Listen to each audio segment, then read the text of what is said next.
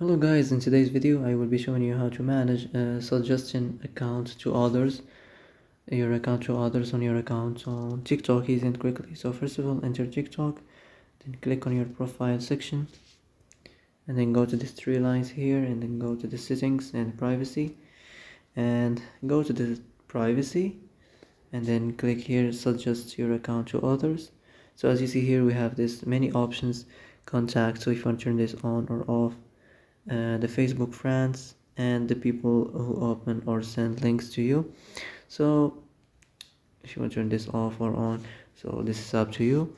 So that's it. That's how to manage this section easy and quickly. And that's it for today's video. I hope this is the answer you've been looking for. If you like this video, don't forget to like and subscribe, and see you in the next video. Thanks for watching.